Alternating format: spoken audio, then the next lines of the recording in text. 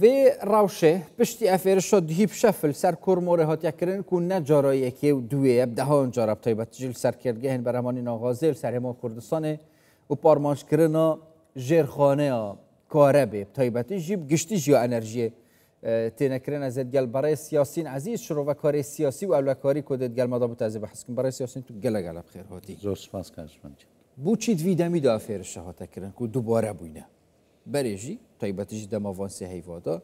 طيبتيجي برا بكينانا حكومتي الين سياسي دي برا فريكافتنا واتشن كومبين دست بكرينا بياني باش كاكسوان صلاة للزناب بنراني كردستان بالشار ديار او هرشانا هروا تنتر دبي سند اما لا بيكيناني حكومات حتى بيكيناني حكومتي كردستانش هردو ديار پەیوەندیەکێ لە پێکێنانی حکوومەتی هەرێم و پێکێنانی حکوومەتی بەغدا و وەزی هەرێمی کوردستان و نێوان وەزی بەغدا و هاتنە پێشی چەند گروپی چەکداری لەو هەڵبژارنانەی دوایی یعنی زۆر ئاماژە هەیە دوایە لەبیر نەکەین کە لەو ڕۆوە کە 27 مانگە وەفدێکی ئەمریکی دێتە ناوچەی ڕۆژهەڵاتی ناوەڕاست جێگری وەزیری دەرەوەیە سەرەتای ماجی داهاتوو بڕیارە مارک ساڤایە نوێنەری تایبەتی سەرۆکی ئەمریکا بۆ کارەباری بۆ عێراق ئەویش بگاتە عێراق بۆی ئەو هەموو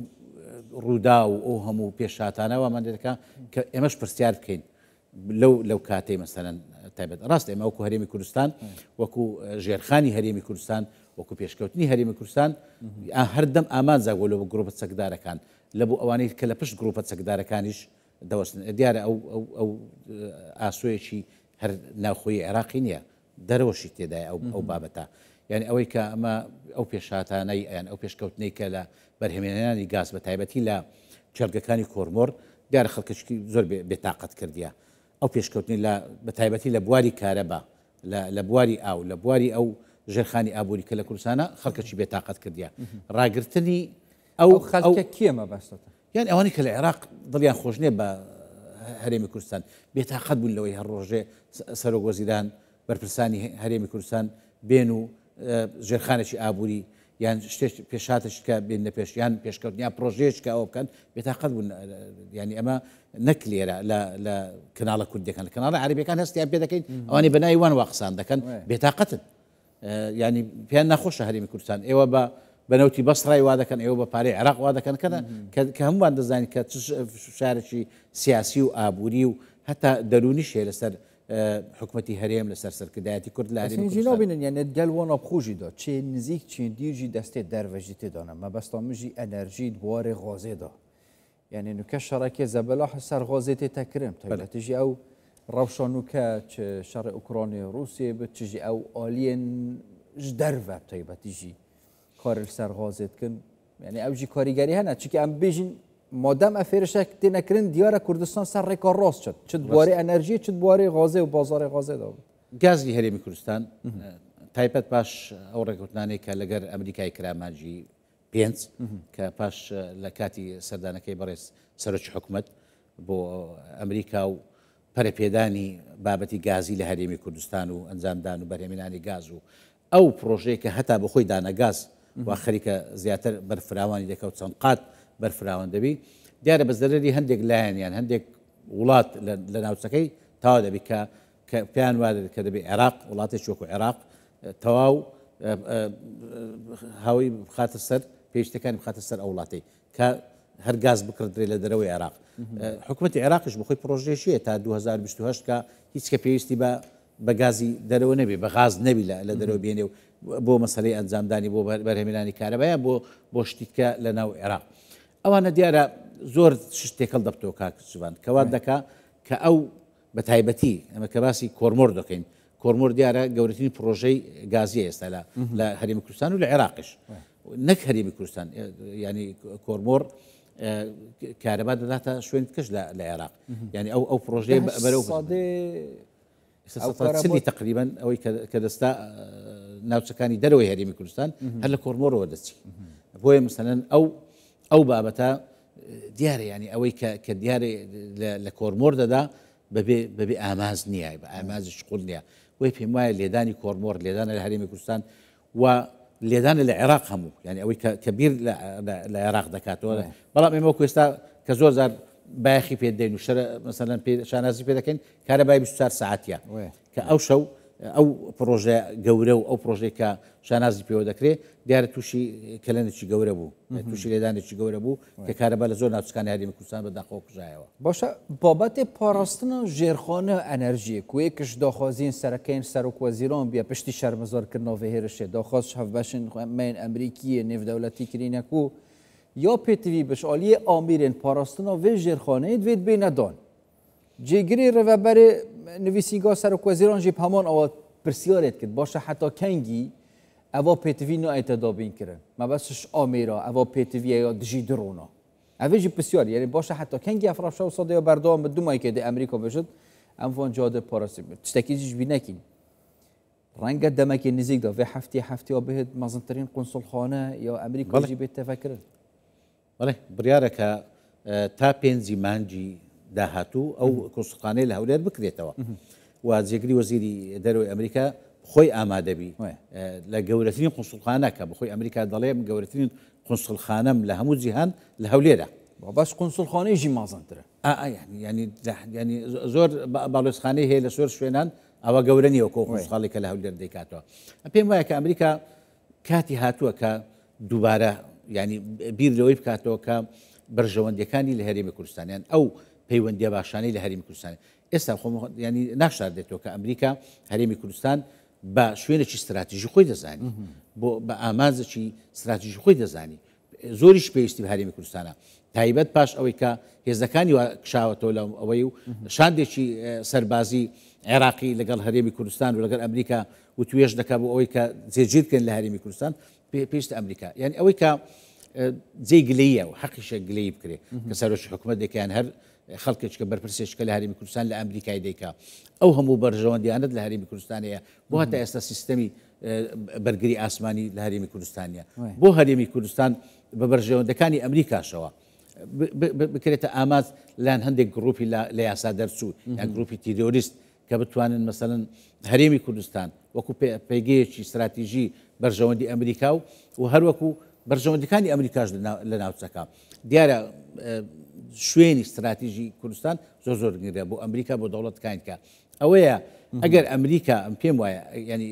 بەرپرسانی هەرێمی کوردستان بە ئەمریکیەکان بڵێن کاکە ئەگەر ئێوە ئەو سیستەمان ئەوە ناکەن هیچ نەبی ڕێ بدەن با لەگەڵ شوێنی تکە ئەوە بکەین دیارە حکوومەتی عێراقی تا ئێستا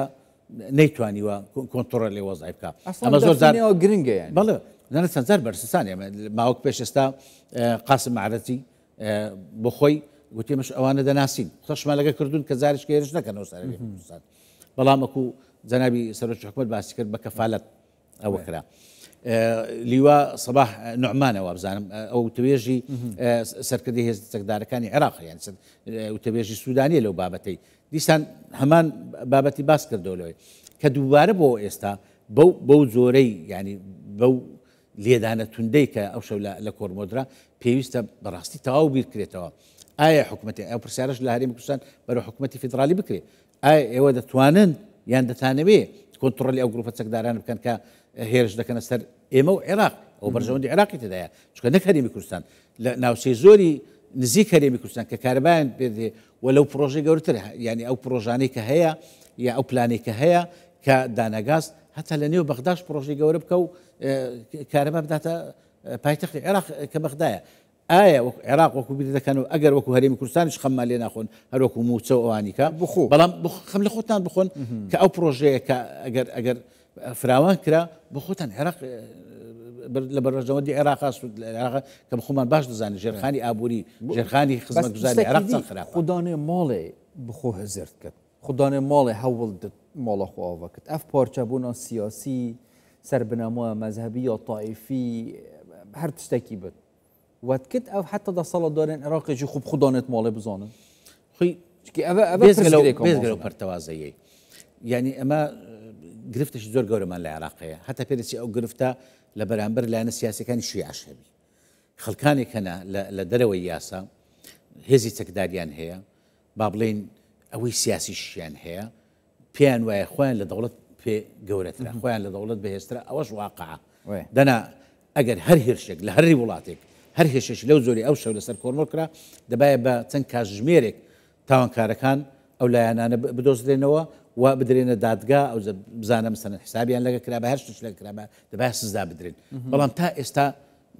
شانی ئەمنی عێراقی بەیانێکم بۆ دەردەکا سەرۆکی با بڵێن حکوومەت کە سەرکردی هێزە چەکدارەکانە مەسەلەن تا ئێستا هیچ بەیانی نییە وەزارەتە ئەو لە کاریەکان لە عێراق هیچیان نییە هیچ هەڵوێستێک نییە لایەنە سیاسە کان کە دەسەڵاتیان هەیە لە عێراق هەتا ئێستا هیچ هەڵوێستەکەیان چەند تەماشای شتان دەکەن هەتا ئێستا نە بەیاننامەیەک نە بابە بڵێ ئەو شتە ئەگە بژین هێشتا زیێژی خوبەری هێرشێت بەری جیاتی نەکردن هەمۆن هەڵوێستە بێدەنگی هەبێ لەو بابەتەیە لە ساعت 11 شەوە وایە ئەو گروپە چەکدارانە دیارە پاڵپشتەکەن بۆ ئەو لایەنە سیاسیانی کە لە عێراقی ئەوە بەڵێ ئەو گروپە چەکدارانە پاڵپشتێکیان هەیە بەر بۆ ئەو گروپە لە بۆ ئەو لایەنە سیاسیانە کە پێیان وایە بەو گروپە چەکدارانە بەهێزن لە ناو عێراق یان بەهێزن لە ناو پرۆسەی سیاسی بابەتێکی دیژی یعنی پێیوە بگرێدم کوردستانی چ جارە و سەرکرداتیا کوردی کارێکش دەسەڵاتە خو مازنتر کردیە بۆ نمونە نزیکبینا ئالیên her çar parçeyên Kurdistanê taybet jî sê parçe ez vê carê bi heskim mepsa dihûkê wê neyekî gelekê taybet ji aliyê herêmî û nêvdewletî hate nîşandan lê dîsa jî dijmin gelekin yani ka serederiya kat gel babetê wisa taybet ji Rojavayê Kurdistanê Bakurê Kurdistanê proseya aştî heye welat hene hestkin têkelkin lê herêma Kurdistanê hewla çareseriyê din ev pêngavên hosayên giring heta çira dat bine metirsî dîsa bûr ser herêma Kurdistanê yan jî divê çawa پێنگاوێت و پاشە ڕۆژێدا بینە هاوێتن کاکشوان ئەوان ئەگەر بە پرۆژێکی کارەبا و بە پێفتاوکردنی جادەیەک لە هەرێمی کوردستان بێتاقەت و قەڵز بن دەتەوێت لەو پێگە سیاسی گەورەیە لەو ڕۆڵە سیاسی گەورەیە کە لە هەرێمی کوردستان دروست بووە کە ئەوەی بەشداری ڕاستەوخۆی پرۆسی ئاشتی بکە لە سووریا لە تورکیا لە هەر شوێنێک هەتا ئامادەی هەیە لە ئێرانیش بیکە مەسەلەن دەتەوێت بۆ شتانە بێتاقەت نەبن یان نەتوانن ئەوەی کە نایگاتێ کە ناتوانن ئەو شتەی هەرێمی کوردستان ئەو پەرسەندنی هەرێمی کوردستان ئەو گەورەبوونی هەرێمی کوردستان ئەو پێشکەوتنی هەرێمی کوردستان قبولکەن پێم وایە کە ناتوان بگەن ئەو ئاستا بە لێدانی بە کاری تیرۆریستی دەیانەوێت لە ئەوە کوردستانی کری و سەرکرداتی هەرێما کوردستانی کری ئەوە تشێت بکت یعنی تشتێک نینە لە دەسەڵاتەکەی گەورەتر بێ خۆی لێدا ڕاست شتە ڕاستەکەیە کردوڵێت کە بەشدار دەبی لە پرۆسەی ئاشتی ینی گرفتێک لە دۆزی کورد لە تورکیای ئەوەی لە سووریای کە ئەتوو بەشداریەکی ئەرێنی دەکەی نەکبەری نەرێنی بیان خوانە خواستە ئاگرەکەی خۆشتەکەی بەشداریەکی ئەرێنی دەکەی کە پرۆسی ئاشتی لە هەموو ناوچەکە ینی ئەگەر لە تورکیا ئاشتی هەبی لە سووری ئاشتی هەبی بۆ هەموو عێراق ئەو ئاشتیە کاریگەری ئەرێنی نابی دەیبیت بۆیە پێم وایە کە